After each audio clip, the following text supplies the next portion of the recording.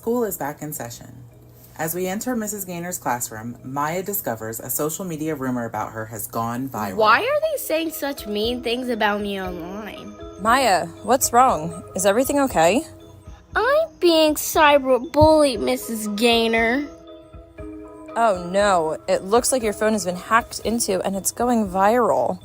This is embarrassing. I just want to go home. Hold on 1 second, Maya. I'm calling Major Payne. Hello, Mrs. Gaynor. How are you doing? What? Hacked. Sergeant, be safe. Get to the school and figure this out. 10-4, Major. Cyberbullying won't happen on my watch. We need to track the culprit down. Come on, Captain Chaos. Let's go. Sergeant Be Safe is here. Hello, officers. Hello. Let me see your phone, Maya. Oh, this is no good, Captain Chaos.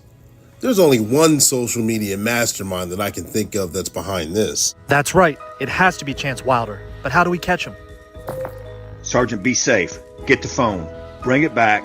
Put it in evidence. Then we'll put it on the Bright Cell machine and get digital evidence. With this new app everyone is signing up for, I'll be able to make them do destructive challenges. And once they're in trouble, they'll be under my control.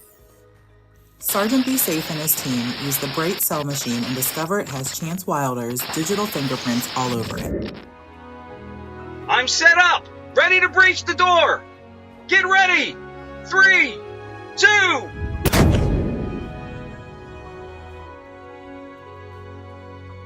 Okay, class, it's time for lunch. Maya, hold your head up. Things will be okay. This is the worst day of my life. Don't sit at this table, Maya. Those things I saw in the app, it must be true. Yeah, and to think, we thought you were nice and respectful. Why did the math book look so sad? Because it had too many problems. Like you. Go away. To be continued. And that's your tip of the day to get you on your way.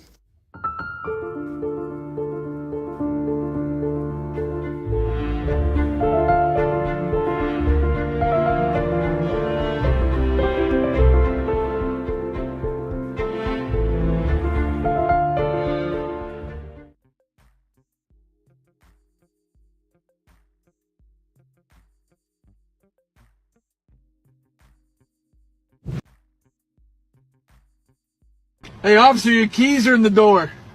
I follow you on TikTok. I've already seen this.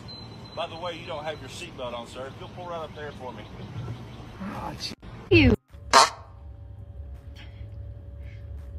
Oh no, please don't walk over here. Please don't. Oh, okay. Hi! How can I help you? 716. Turn around. Turn around. Come on.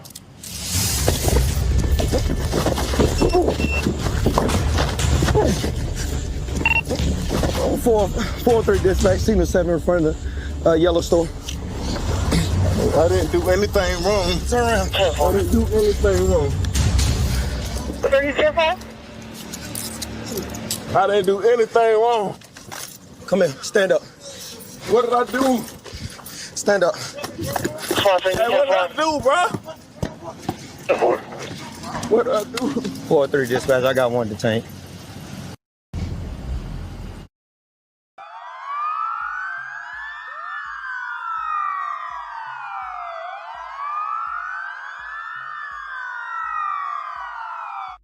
Welcome to Black and Blue, the podcast that brings you the untold stories behind the badge. Every week at 7 p.m. Eastern Standard Time, we dive deep into the lives of our unsung heroes, the first responders and law enforcement officers who put their lives on the line to protect us all. So join us as we humanize the badge. We shed light on the incredible individuals who wear it proudly. From rookies just starting out on their journey to seasoned vets with years of experience, even retirees who continue to make a difference in their communities. Come with us and discover the trainings that mold us.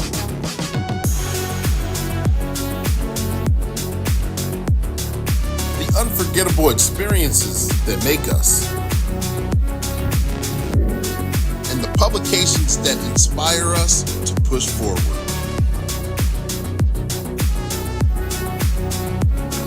So buckle up and get ready to embark on a thrilling journey through the lives of those who protect and serve. This is the Heartbeat, Black and Blue.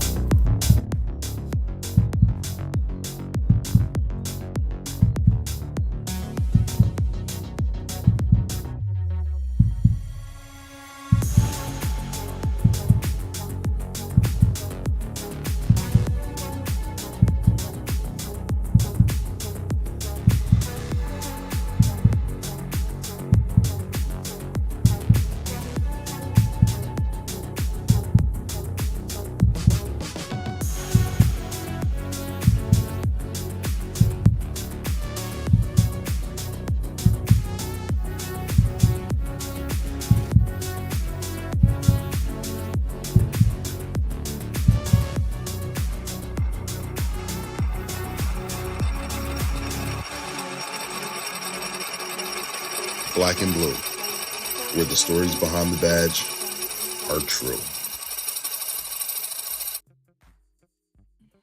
Good evening, my Black and Blue crew. Thank you guys for joining us. I know it's been a while, and I'm glad you guys are here. This is the podcast that's just for you, where we humanize the badge. I am your host.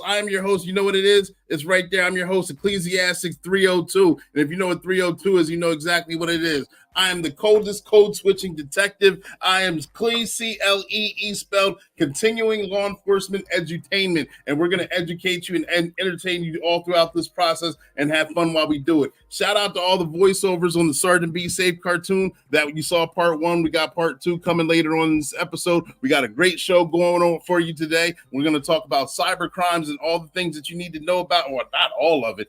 I know there's a lot, but we're going to talk about a lot of things. I learned a lot just from reading the newsletter and looking into it and preparing for this podcast here now. But this is the podcast where we go live at 7 p.m. Eastern Standard Time. We go live on 5 different platforms, actually 6. I'm sorry. We're on 6 different platforms. We're on Spotify, we're on 2 on Facebook, we're on 2 on YouTube, and we're on 1 on LinkedIn. So if you haven't already, make sure you hit that like button, because like gets us out in the algorithm. We get that information out there. And subscribe. Tell your friends about it. All right. We go live weekly at 7 p.m. Eastern Standard Time. And when we go live with a first responder or law enforcement officer that's either a rookie, seasoned, or retiree. And we talk about their trainings, experiences, and their publications. And we don't fall short when we do it. We bring a good show to you. We bring good information. And I hope you guys are enjoying it all throughout the process. Since we're live, because of that, you get to comment or ask your questions while we're live. So make sure if you just want to shout out, put your name and where you're from in the comment section, and I'll give you that shout out that you're looking for. If you have a question, put your question or comment in the comment section, and I'll put it on the screen, and we'll answer that question when we can. Understand there's about a 5 to 10 second delay, or we might actually be deep in conversation, but I will get to your question or comment, and we'll get that information out there. All right. This platform is sponsored by One Way Publishing. One Way Publishing is a publishing company that produced some of the books you see behind me, and also the Sergeant Be Safe cartoon that you just saw.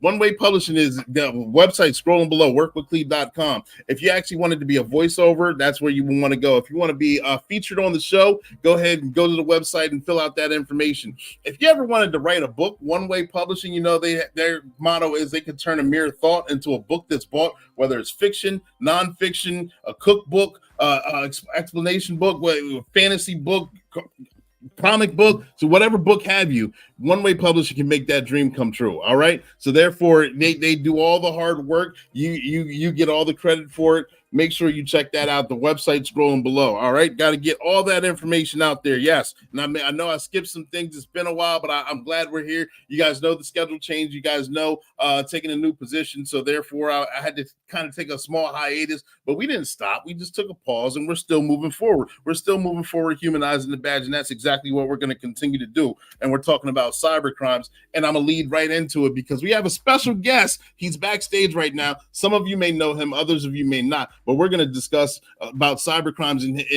the importance of the knowledge of knowing them, financial crimes, and they have taken a heightened.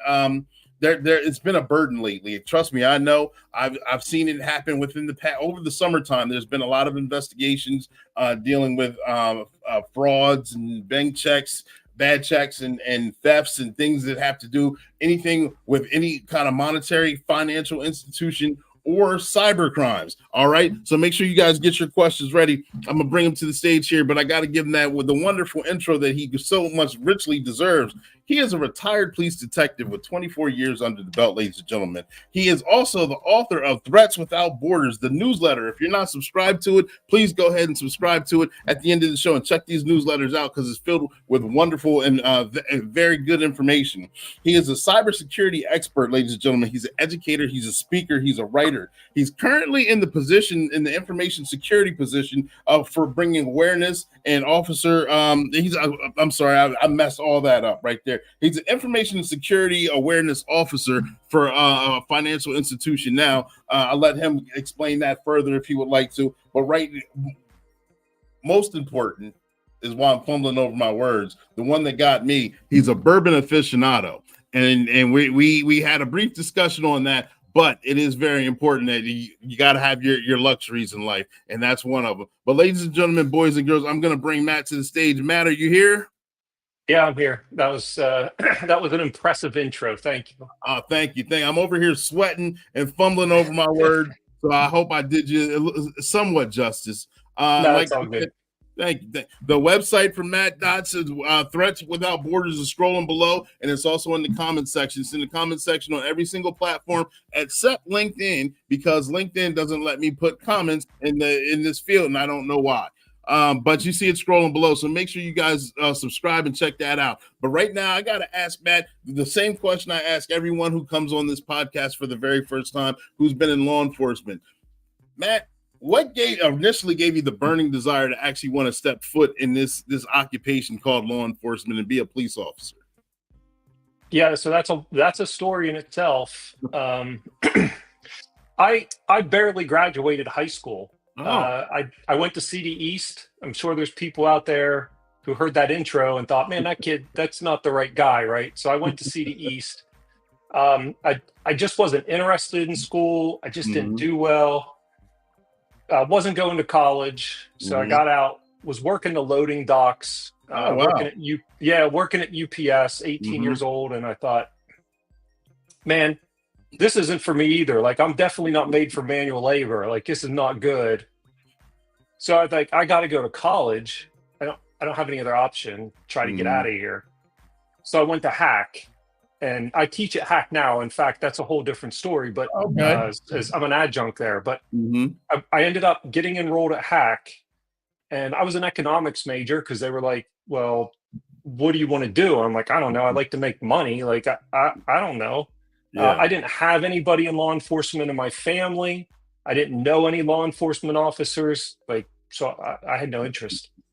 And if anything, my contact with law enforcement was when I was being chased on a skateboard. Like that was my contact. So my second semester there, my counselor said, "Hey, take this intro to criminal justice class. It's an EVA. Like, you'll do fine in it." I'm like, okay, whatever.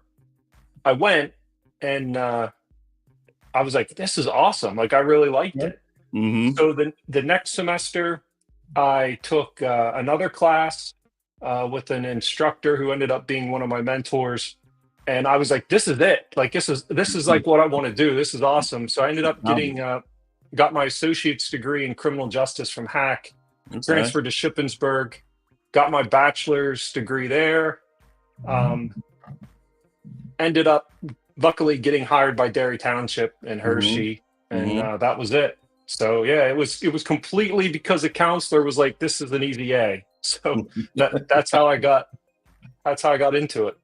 I love hearing the stories on what gave everyone the spark, because everyone's stories are so different. But then once it clicks, so no matter whatever that moment is, that moment of demarcation, for lack of a better term, that once it clicks, then you're like, this is it. This is what I want to do. And then you get into it, and then you start finding your niche, and you start producing and working that.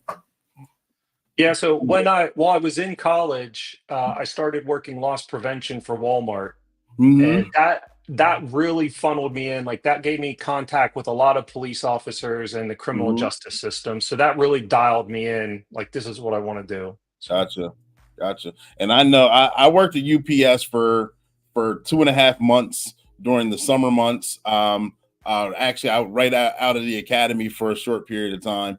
And I know I was a loader as well in the months of June and July. I believe it was the hottest months, or July and August. I knew then too that, yeah, this isn't going to be, I'm not doing this forever. I didn't even want to, I think I did those 2 months and that was it. Yeah, it was, and I distinctly remember it was in August, because I was an unload, worked like 10 o'clock at night till 2:33 in the morning. And it was still, even at night, it was still like 99 degrees in this trailer. Yeah. And I'm hurt. Hurt everywhere. I'm covered in dust and dirt. I'm like, man, I gotta go. Like, this is not for me. Like, I'm not made for that type of work.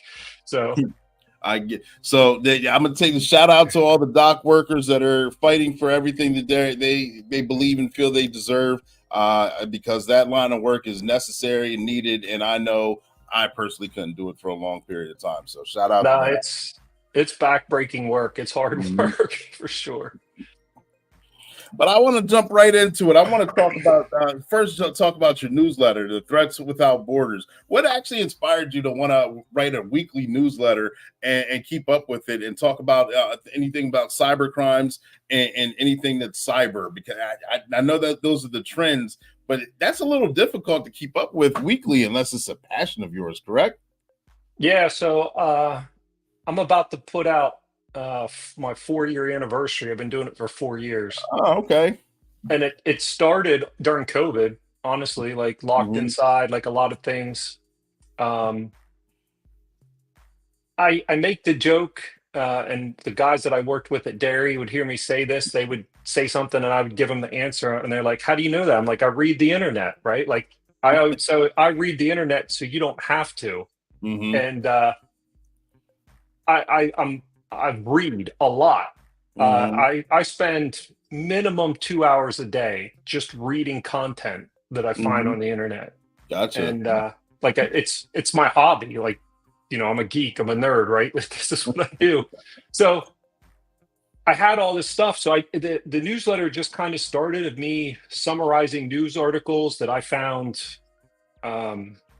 interesting, or that I found where, you know, and I started doing that over COVID. Just really an outlet, give me something to do. And then I noticed that my views would go up if I wrote something original, right? Like I would get more hits when I was writing original content. Right. So, and that just escalated. So now the newsletter is designed so every week there's original content up front, and then I summarize the news and I throw some other, you know, things in there. I put a cool job and a cool tool in every week that I find. And usually that is, oh, hey, yeah, right. Hack is seriously, that's, if I can just jump there for a minute, Cleve. Yeah.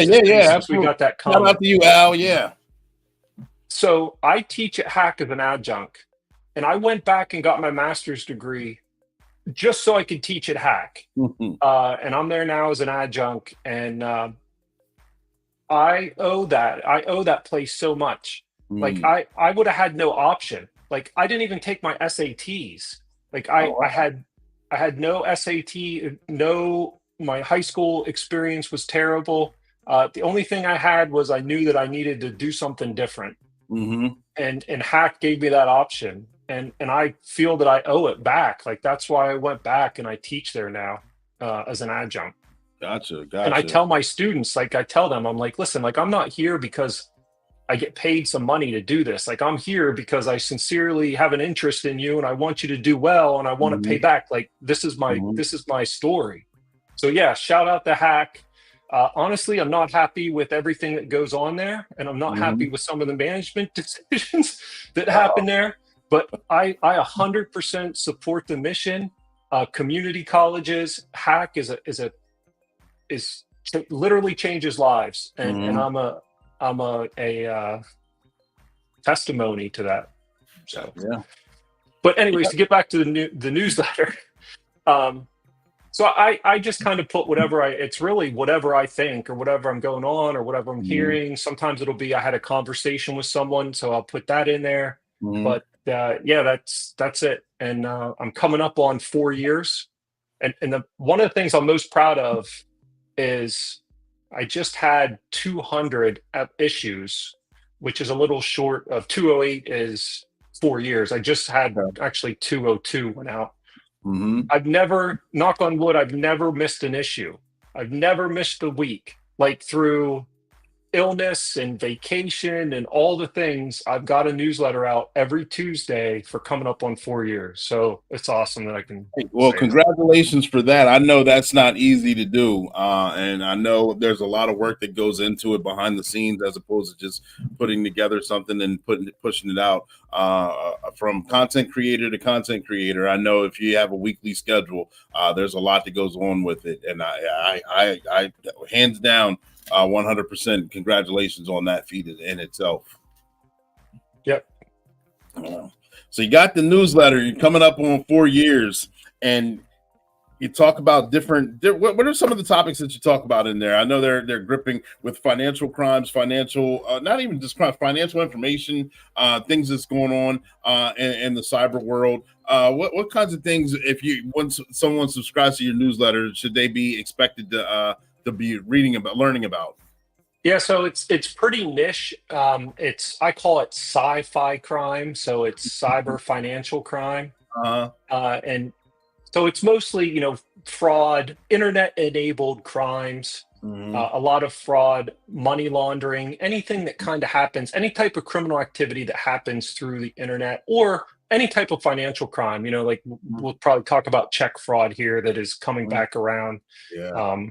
But it's pretty niche, and it's also kind of American centric or North America centric. Like I get somebody will share the link on Reddit or somewhere. I had a person who wrote on LinkedIn who I didn't know. They wrote like the top 10 cybersecurity newsletters, and I was included.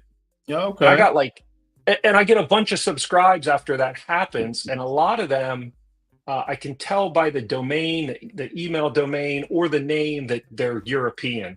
And like after a couple issues, they're all unsubscribed, right? Because it's very like what's going on in America in the criminal justice system, right? And also, I don't think they get like a lot of my sense of humor. Also, some of the snark and stuff that I put in there.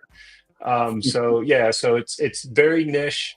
And it's very focused. So yeah, I enjoy some of the snarky comments as well. And I know sometimes it can, like you said before, without getting too deep into it, it can be very fun, and sometimes it can be very in the moment detrimental as well for the comments. Yeah, and I get every once in a while, I'll post some of the feedback that I get. Like people send me email back, and the one that I always remember, it was like maybe 2 years in, and it just was like, dude, the grammar. That's all it said. Because I was always like, hey, I'm just scribbling this newsletter out, and I didn't really, and I'm like, well, maybe I should pay attention to grammar. Like I got people reading this all over the world, like I guess so. I've made some investments in some software that helps me write better now, so I take it a little more seriously. Gotcha. So in issue 202, the issue that just was released this past Tuesday, reading through that was entertaining and educational in itself. And one thing that resonated with me is I made a whole new flyer for it because it's interesting that again, the term Smurfing. I grew up in the 80s and the 90s. I remember the cartoon, the little blue creatures running from Gargamel and Azrael. And then now it's a term that does it replace the term for mule, like a drug mule, or is it something totally different? Yeah, so it's different. It's in both instances, whether a Smurf or a mule, the bad guys are using these people to put illicit money into the financial system. However, the difference is a lot of times mules, well, let me define Smurf first. It's exactly what you said. Think about little blue people or very little things that are working together for a bigger cause, right? Right. So in the case of a mule, a lot of times the money mule is the unknowing accomplice. They have answered an ad online, or they called the phone number from a flyer hanging on a telephone pole, or they were solicited through social media, and they think they have this fantastic job where they're a money transfer agent or an accountant, whatever it may be. And they think they have this job, and their job is to get money into their bank account and then transfer money out of their bank account. And somehow they're going to get paid for doing this. There's all kinds of different ways that they recruit mules. Most of the time, they're not knowing, or they're unknowing that they're doing this. Right. And that's why it's hard to prosecute them, because the district attorneys, the prosecutors, and I guess it's somewhat fair that they're usually just not smart enough to know they're being used. However, with Smurfs, a lot of times they know they're part of the game, and they're profiting with this. So in money laundering, there's all of these restrictions on financial institutions, of not just financial institutions, car dealerships, casinos. If you make a transaction with a certain amount of money, it has to be reported through a suspicious activity report or a cash transaction report. So, and most people think it's $10,000, but there's actually some cases where it's less, depending on what it is. But for most part, it's $10,000. Okay. So if I walk into my bank and I deposit $10,001, the bank has to report a SAR to the federal government, to the Treasury, to FinCEN that this transaction happened. Same way, if I walk into the car dealership and I throw a bag full of money and buy a new Corvette with cash, they have to report it. Yeah. But so the bad guys have all this cash, and they have to get it into the financial system. So they recruit these Smurfs, and they, give them, here's $2,500, here's $1,800, go deposit it into your account. 3 days later, transfer it to this account, and you get to keep 10%, right, whatever it is. So the Smurfs know that they're part of this, and sometimes they'll have 10 different accounts across 10 different financial institutions, and they're just taking money in and moving money. Right. So that's what Smurfing is. The difference is mules don't always know that they're part of it, and Smurfs generally do know that they're part of it because they're working. It's just work for them, right? They're just moving money. And because they're putting in smaller amounts of money, it's under the limit that the financial institution has to report it. Right. Gotcha.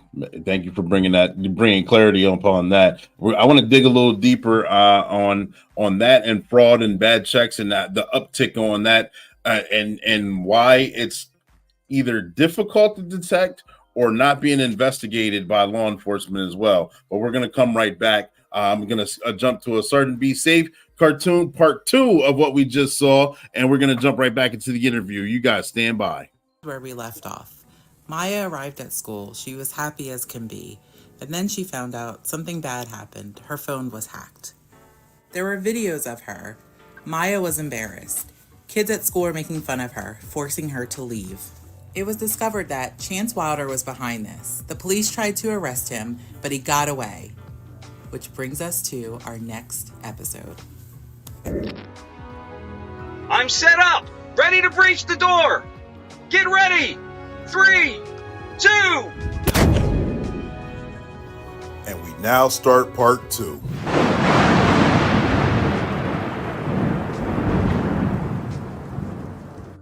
I'm out of here. These cops can't catch me. That was a close one. Treacherous Tony, I see you over there. Come pick me up. Get us out of here. Get in. Go, go, go! I don't know how they found me. Oh no. SWAT Officer Claymore. Looks like Chance Wilder is on the move again. He just told Claymore that they got away in that direction. Meanwhile, outside of the school. Why does everything always go wrong for me? Wrong for you? I don't think you're on the run from Sergeant Be Safe. Little girl, why don't you come with us? Chance Wilder, we can easily hide in the company of the juvenile. Maya's missing. We need to find her before it's too late. Sergeant Be Safe, Captain Chaos, you know what to do. Oh no, this isn't good. Do any of you kids know what happened to Maya? Sergeant, be safe. We might have accidentally upset her and sent her off crying. Well, let's work together to ensure Maya's safety. One bad event can lead down the rabbit hole of terrible outcomes, okay? Remember, being nice to others is important. It can prevent a lot of trouble, and it keeps everyone safe. Kraken and I will get started on finding a scent right away. Come on, boy. We won't rest until we find Maya and bring her back safely. Meanwhile, back at the Internal Affairs office. Please come in, Claymore, and have a seat. I have a couple of questions for you about breaching the door, your perimeter, and how Chance Wilder got away. Oh, that's great. Well, I promise I did the best I could. Should SWAT Officer Claymore get in trouble, or did he do the right thing? Sergeant Be Safe, the track stops here, unfortunately. Kraken is picking up other scents that are similar to Chance Wilder and Treacherous Tony. Oh no. You don't think they took her, do you? We won't let Chance Wilder and Treacherous Tony get away with this. We must bring them to justice. The bad guys got away. Maya is still missing, and Officer Claymore is in trouble. Oh Stay my tuned God. for part 3 as the saga continues. And that's your tip of the day to get you on your way.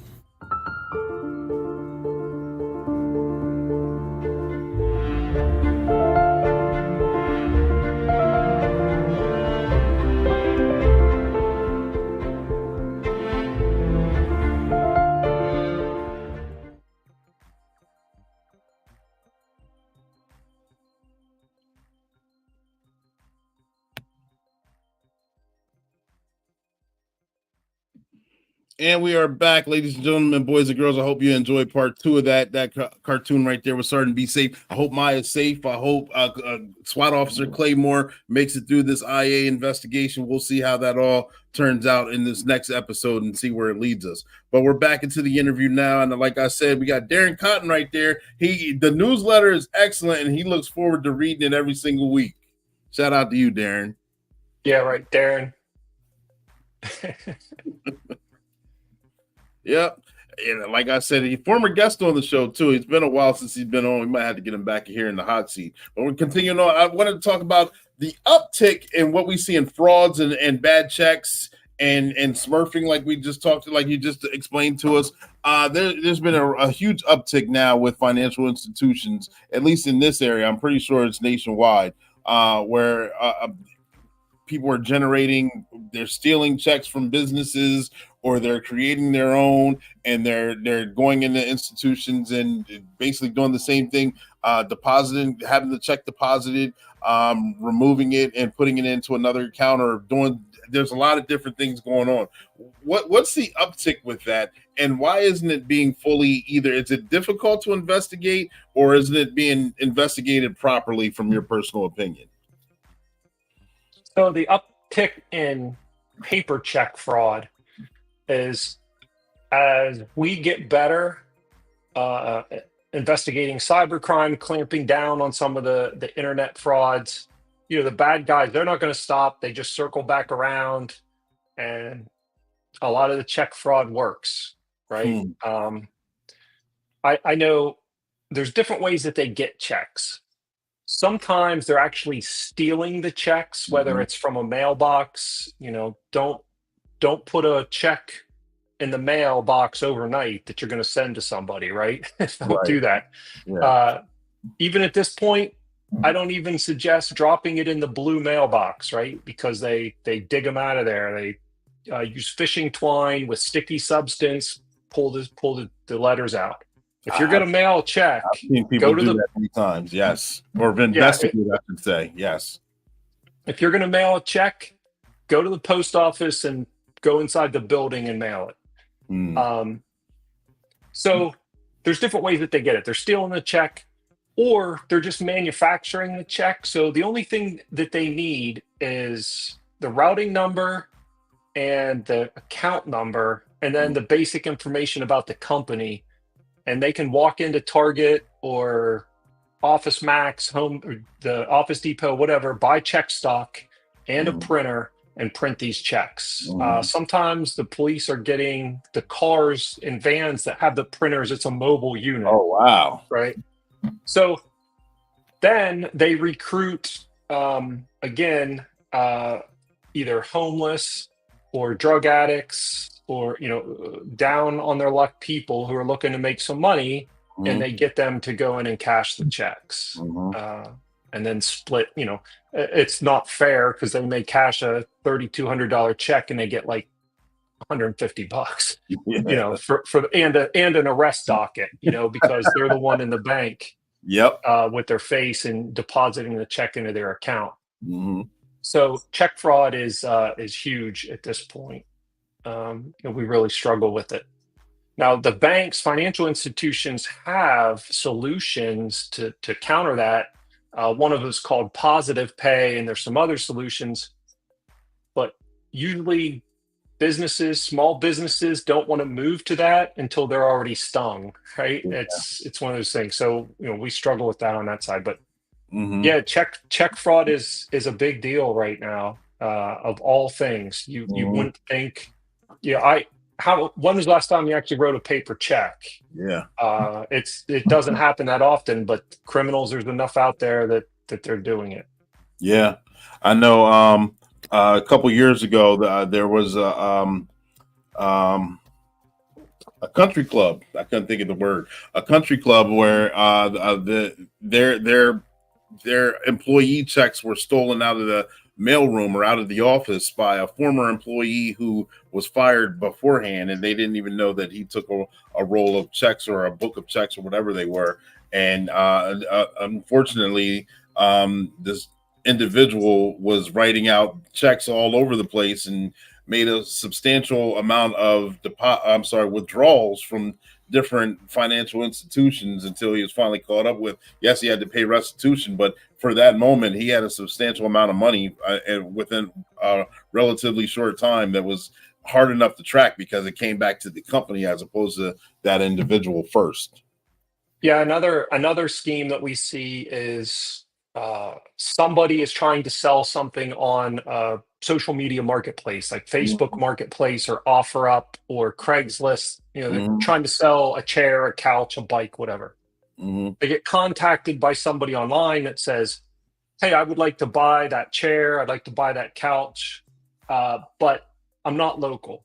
So what I would like to do is I'll send you a check with extra money in it. You're asking for $1,500. I'm going to send you a check for $2,500. And then if you cash it, keep your money. And then if you'll wire the money to my shipping agent, they'll come pick it up and ship it to me. Everything's taken care of. You just have to, either Cash App or Western Union or whatever, send the money. Yep. So the person's like, okay. 2 days later, FedEx mailer envelope comes, got a paper check in there for the right amount. They go and cash it. The bank will accept it because the routing number's legit. The account number's legit. The bank doesn't know any different at that moment. So they accept it. They put the money into the victim's account. They keep $1,000, send $1,500 of it away through however they do it. A lot of times now it's like Cash App or even Western Union, whatever they. So they send the money away to somebody. Well, nobody ever comes to get this couch or chair. Yeah. Who does come is 3 days later, the bank calls and says, hey, that check that you deposited is a bad check. You owe us $2,500. Yeah. And the person's like, well, I have $1,000 left, but I sent $1,500 of it away. And the bank's like, so? Yeah. Like, you deposited a bad check and we gave you money. Like, we want our money back. and the person's out the money. Yeah. So that's that's one of the schemes we're seeing also is the excessive check over. That's the thing I always say when I go out and talk to people. If somebody wants to give you more money than what you're asking for, no. No. And these social media marketplaces are cash only. If you can't meet somebody and do a hand-to-hand transaction, no, never agree to ship, never agree to pay for shipping, don't wire money, no Cash App. You meet someone and do it in person. Yep. I totally agree. And with that being said, do you see a decline, or does it come across your desk at all? I don't know if it does or doesn't, with the gift cards where individuals get the phone call saying they need to produce a certain amount of money for whatever reason, and they're going to buy a gift cards or what are those checks? I forget the name of the checks where they're sending it out to the individuals themselves. I know the gift cards were a big thing for a while, because you can do that basically over the phone, give the numbers, and then the person can go withdraw however much money is on there. Yeah, that's gift cards are immediately liquidable with just the numbers on the back. So I used to say gift cards were the currency of cybercrime. Cryptocurrency is probably taking over in pure dollar amount, but as far as incidents of it happening, gift cards are where it's at. Gotcha. So many people getting scammed through, so one of the cases, that I'm aware of, the bad guys got a hold of a church directory. So what's in the church directory? Everyone's name and phone number. So then they just started text messaging everybody in the church directory. Hey, it's, Pastor John. We have a needy family. We need gift cards. Can you go buy some gift cards and send me the numbers so that we can then help this family out? Well, nobody in the church wants to tell the pastor no, and nobody wants to look like they don't want to help a needy person. So, people go out, they buy gift cards, they send pictures of the back or the numbers to this number, and the money's immediately gone. Yeah. Right. So, and that's how easy it happens. And what they do then is they structure it. So you send me $500 through a gift card. I'm going to take that and I'm going to immediately distribute it to 4 or 5 different accounts. So when the police serve a search warrant on that gift card company, they're like, oh yeah, it went to this account, this account, this account, this account. Now, as an investigator, you have to decide, am I going to serve 4 more search warrants? Or so that's what they do. And eventually they just run the police down because it's just so much work. Like, hey, I'm sorry you got victimized. I'm sorry you lost $500, but we just can't do all this work. Wow. Unfortunate, but true, very much. So is that, in your opinion, do you believe that's why a lot of cyber crimes don't get investigated? Is it too difficult? Is it the rabbit hole go down too deep? Or is there not enough knowledge or investigative tools out there to actually start a decent amount of cases from start to finish? So there is a lack of knowledge, and that's one of the things I'm trying to help. There is a lack of knowledge. But it's not that the police are not working hard. It's not that they're not capable investigators. The things that make cybercrime happen are so much better. So voice over IP calling, internet phone calling, the fact that somebody in Ukraine or Russia or Nigeria can sit there and make a phone call to a 717 area code, and when I pick up my phone, it looks like it's coming from 717. Even something as simple as the prepaid cell phone, the fact that you can walk into Walmart, throw down some cash, buy a prepaid cell phone with some minutes, and then walk around the corner and go into the Starbucks and access the internet, and no one really knows who you are. That's a lot of things. The access of easy Wi-Fi, free Wi-Fi, right? Restaurants, coffee shops, hotel lobbies, Like you see people hanging out in hotel lobbies, like during the day. Like, why are they there? Hotel lobbies. Yeah. All of this access to Wi-Fi, the library. You see, people are like, oh yeah, this, we need to get Wi-Fi like to everybody in America. Unless you're in a catastrophe zone because of weather, which is going on right now, like show me somebody who really doesn't have access to the internet here in America. Now you may not have access to high speed internet, but you can get online if you need to. And because of that, that's what facilitates crime. And not only that, overseas, the infrastructure that has been built in foreign countries to facilitate high speed internet also.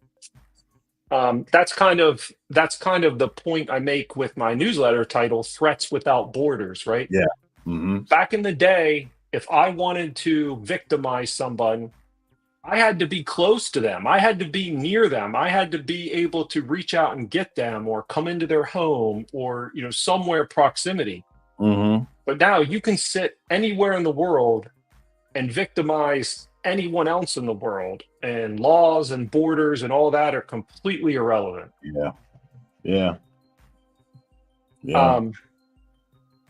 So another thing, since we're talking about it, these countries that sponsor and facilitate criminal activity, the fact that there are countries that you can commit all the cybercrime and victimize all you want, and nobody's coming for you as long as you follow, and I'm not going to call it any specific countries, but they're the rules of the house, right?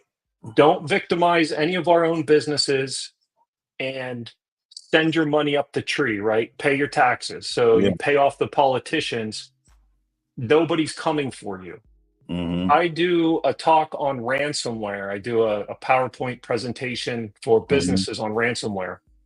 And I show all of the countries where the ransomware is coming from.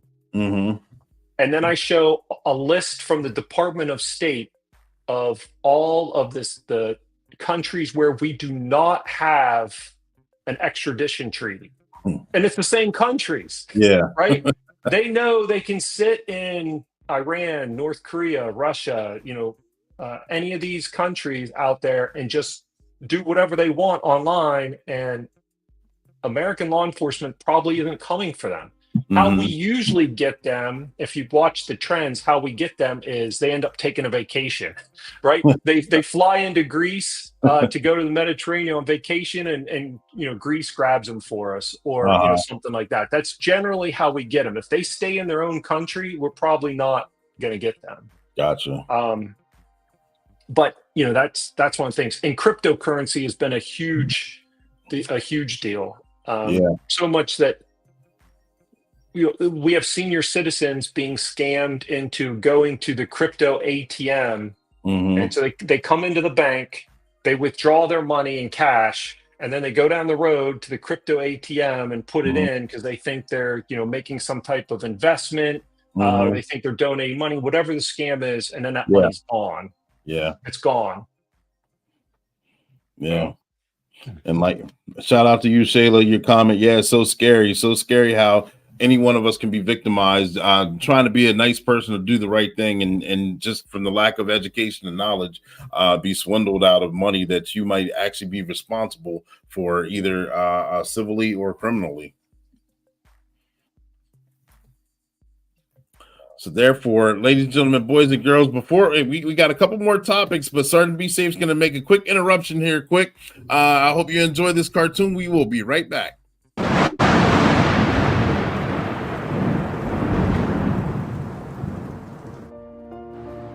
Your Honor, we have undeniable evidence that Chance Wilder attempted to hack into multiple bank accounts and steal money. We request the maximum penalty. That's right, Your Honor. Chance Wilder is a menace to society, and we must put an end to his hacking shenanigans. Objection, Your Honor. My client is innocent until proven guilty. We believe there's been a misunderstanding Chance Wilder is a misunderstood genius, not a criminal. Order in the court. Let's hear the defense's case. Your Honor, I present to you Chance Wilder's latest creation, the Hacker Helper 3000. This incredible software was designed to protect innocent people from cyber threats. Chance's intentions were pure. Objection, Your Honor. This is just a ploy to distract us from the real issues at hand. Indeed, Your Honor. We even have evidence of Chance Wilder's hacking attempts. He's gone so far to have left a digital signature saying, "Catch me if you can." Chance Wilder, I've heard both sides of the story. Hacking is illegal.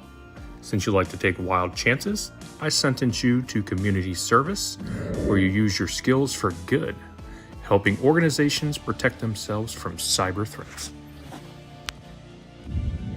Oh man, no money and community service? Shut up and take the deal. Well, there's another good job done by our district attorney, just in case.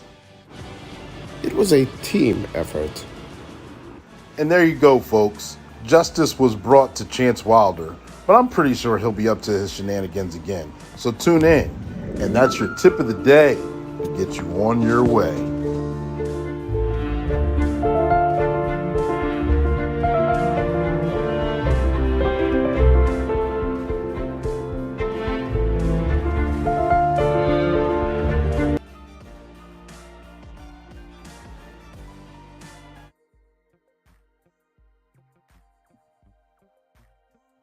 And we are back, ladies and gentlemen, boys and girls.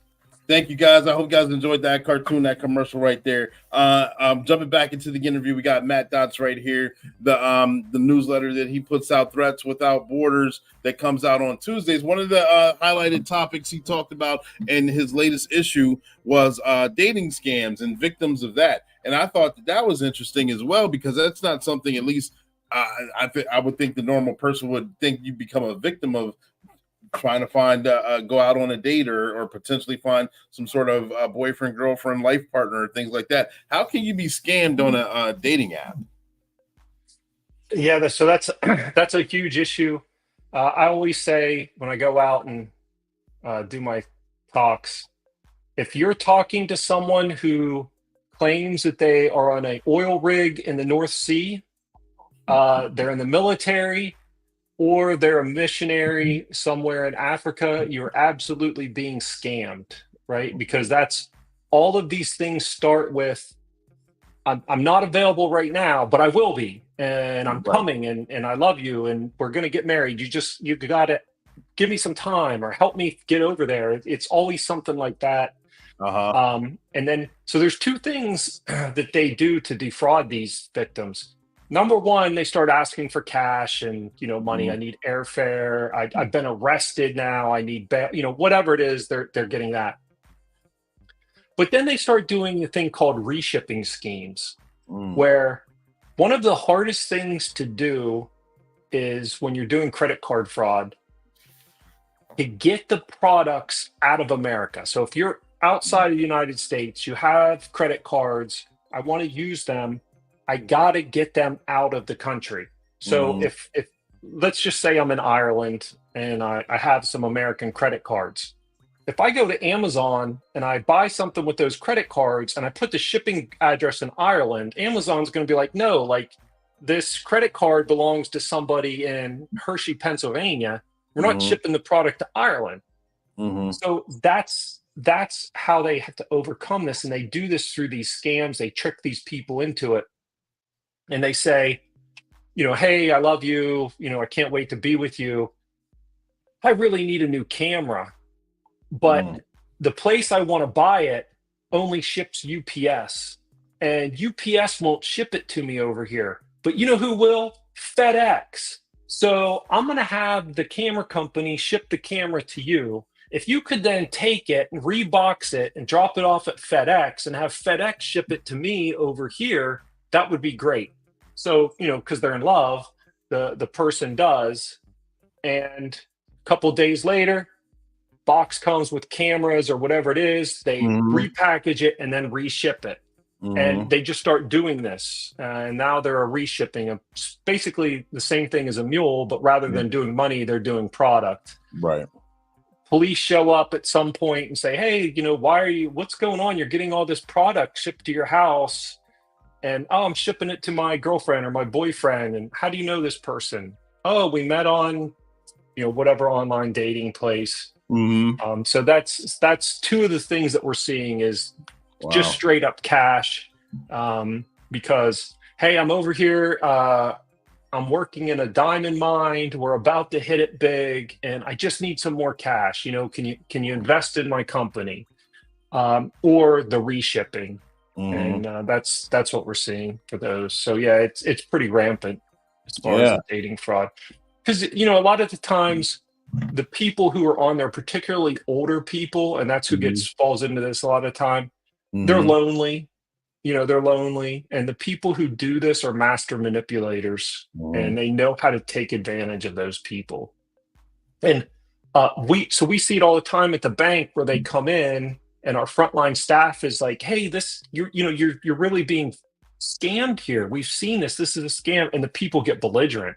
They're like, "No, this is my boyfriend. I love this person. We're going to be married. Like I know him." Like, have you ever met him? How do you know? No, but he's coming. He's coming in 2 weeks, so that the people really get angry because they're so fooled by this. Sometimes it's really hard to overcome. Yeah, I could see that. To them, you're ruining their future or what their perceived future, what they're looking forward to. Man. Yeah. So many different things out there. So many different ways to be a victim of different various forms on just trying to live basic life, depositing checks into your account or trying to make some investments or like a dating app and wanting to send product to show to physically show that you care or want to be there or want to help out. Whatever a weakness is, it seems like it's being taken a hold of and being victimized by someone who individual or entity that has no feelings or just is all about the bottom line and getting that money, product, or whatever that value is out of it. Yeah, a lot of times now it's almost like factory work. So in a lot of these countries, these crime bosses, they set up like call centers where the people doing this, it's like they come in, work their 7-8 hour shift, doing scam phone calls or running some type of whatever fraud it is, and then they leave and the next shift comes in. So it's almost like that. And when I talk to victims, I work really hard not to do victim shaming anymore. And I tell them, like, because they're so embarrassed, like, I can't believe this happened, and they're scared and they're upset and they've lost money and they hurt. And I tell them, just like you went to work every day or you go to work every day, I go to work every day and I work to get good at my craft. So do these bad guys. This is what they do every day. They have nothing else. They work every day to learn how to scam you and to be better at scamming you. So the fact that you fell for this, don't be too upset, because this is what these people do every single day. Right.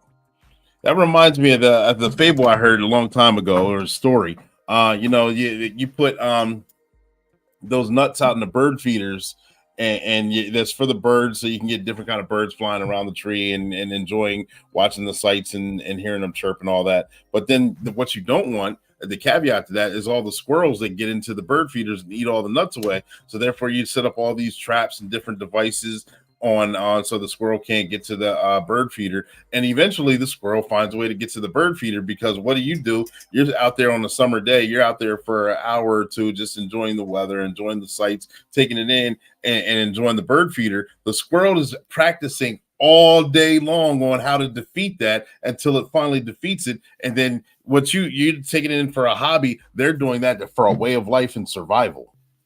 Yeah, that's it. And so many times I talk to particularly small businesses where they say, nobody wants to attack me. I have 4 or 5 employees. Maybe we did a couple $100,000 in sales last year. I'm too small. No one will text me. Yeah, they do. If they can get $500 or $1,000 from you, that's like a month's work in some of these countries. If they get $1,000 from you, that's a good deal. They will steal $1,000 from you. You're not too small. If they can get $250, they'll take $250. Nobody is too insignificant for them to steal from. So do you see a rise in, is that why we get those phone calls from weird numbers like so prevalent now? Now the phone's a potential scam, potential telemarketer. We get those alerts on our phones or emails as well. You see a lot of those coming through, and most of them that look a little suspicious or fishy. I think most of us kind of overlook them now and just send them to delete. And I know I've done deals with other officers while on this podcast, and we would send each other information, and he would send me an email. And did you get my email? I'm like, no, I didn't. I sent it 2 weeks ago, and I go to look for it. I'm like, I didn't get your email. And then they tell me what the email is. I'm like, oh, I didn't know that. I thought that was something I before I even try to open it, I deleted it. Yeah, so that's and a main bulk of my job now is addressing social engineering, and social engineering is tricking the human into doing something that they shouldn't do. And that's what I do. And when we talk about those techniques, whether phishing, which is through an email, smishing, which is like SMS text message, or vishing, which is a phone call, all these social engineering techniques, and that's a whole different. I do a day-long class on social engineering. Oh, wow. So that's a whole different thing. I can talk about forever, but yeah, you're right. And one of the things, and just to touch on, I get that question a lot, like, how come I get so many calls where my phone rings, I pick it up and nobody's there? Like, what's going on? The reason that happens is it probably not malicious. It's just annoying. Is these people who do telemarketing, well, they just don't want to dial a number and no one answer, and then they dial another number and no one answers. So they have these software packages that will dial 6, 7, 8 phone numbers all at the same time. And then whoever the first number who picks up and connects, it connects them to the operator or the caller, and everybody else gets dropped. So when you get one of those that it rings, you like hello and no one's there, that just means you didn't answer quick enough. That's what that is. So it's not always malicious. I always get these things like, oh, they're trying to record your voice, or they're trying to do this. Sometimes the most simple answer is the most simple answer, and it's just rogue telemarketers trying to target you, and their software just cuts you off. That's what it is. So. Gotcha. Thank you for that explanation and that clarity. Yeah, man, it's been a pleasure having you on here and explaining a lot of different angles of financial crime, cybercrime, and things along those lines. Through the course of conversation, I may have forgot to ask a question, or I may have jogged your memory, and there's other things you would like to touch on. Is there anything else that you would like to share with us right now? The floor is yours. No, I just, for all of these cyber crimes, the bad guys operate off of a couple techniques, and one of them is a sense of urgency. Slow it down. You don't really have to do anything immediately. So just take a couple minutes, think about it, slow it down. Does this make sense? Run it by someone. Who's your trusted adult in your life? Who's your friend, family member? Hey, I got this email, I got this phone call, I got this text message. Someone wants to send me a check with extra money. Does this sound right? And if you don't have anybody else in your life to ask, call the police, right? Walk in your local police department and say, hey, what do you think about this? Does this seem right? It's probably not. If you're questioning it, does this seem right? It's probably not. And so many times when I talk to victims, they're like, I knew it was wrong. And I just suppress that feeling, right? If it feels bad, it probably is. Yeah. Thank you for that explanation. Thank you for giving us a tip on being vigilant about it. On so many things, so many arrows are being thrown at us. You gave us at least a shield to block or deflect a couple of them that are coming. I know whenever we get used to one thing, then the game changes and we have to get used to something else as well. So, everyone, ladies and gentlemen, boys and girls, stay vigilant out there and do your best not to become a victim. And if, like you said, like Matt said, if you run it by someone you trust, and always, bring it to a first responder police officer directly and ask the question. That's what we get paid to do. Matt, thank you for coming on the show and making yourself available. I appreciate you. Again. I know that you downloaded a phone dump for me many years ago, back in 2014, maybe 15. And since then, things have that makes me feel that's a long time ago, Clee. That's a long time ago. Yeah, you're right. I know. I'm sorry. I was on the task force. That's when I was on. I was on from 12 to 15. So, yeah. But thank you. I appreciate you. I appreciate everything you do. You keep good luck with the newsletter, and congratulations on your upcoming 4-year anniversary. I look forward to many more years as you're going to produce that content and that information. I appreciate everything that you do, Matt. Thank you. Yep. Thanks for having me, Clee. Absolutely. And ladies and gentlemen, boys and girls, we're gonna end with another Sergeant Be Safe cartoon and commercial. But this is the podcast Black and Blue, where we go live just for you weekly at 7 p.m. Eastern Standard Time. And what we do, we go live with a first responder, whether they're rookie, season, or retiree, and we talk about their training experiences and their publications. And we didn't fall short today, and we're not going to fall short for the remainder of this month. So make sure you guys tune in, tag, like, and share. Get your questions ready. Get this information out there because it's worthy information on how we bring opportunities to make your life better and how we humanize the badge as well in the process. Thank you guys, ladies and gentlemen. 10-4, over and out.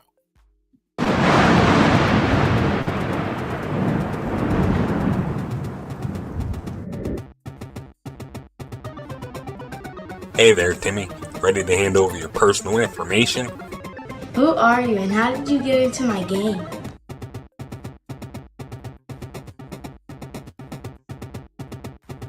Hold it right there.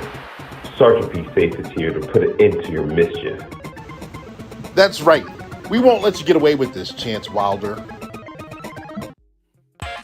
Oh, look who's here. I want to be hero in his sidekick. You can't stop me. Come here, Timmy. Let's have a chat. It's time to outsmart Chance Wilder and protect your identity.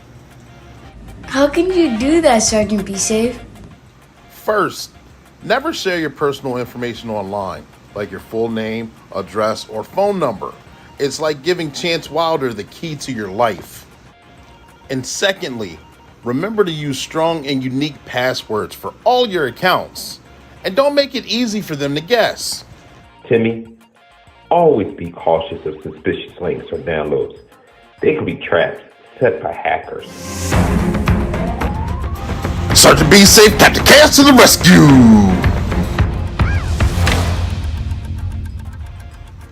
Now let's show Chance Wilder what we're made of. Captain Chaos, initiate firewall defense. Together we fight crime and keep everyone safe. No fair. You can't stop me.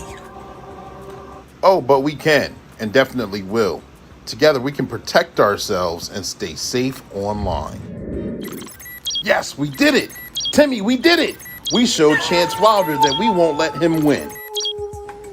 Good work. Did you, Sergeant Be Safe and Officer Bite, now feel more confident staying safe online? I'm proud of you, Timmy. Remember, open communication is key. If you ever come across something suspicious or feel uncomfortable online, talk to me or another trusted adult. Absolutely, Mr. Johnson.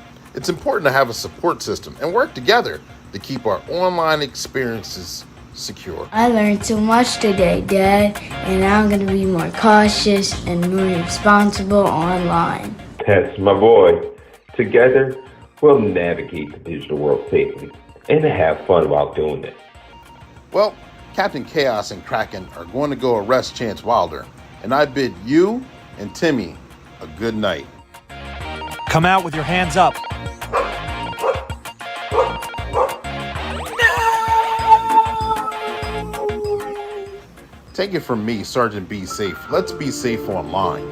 And that's your tip of the day to get you on your way.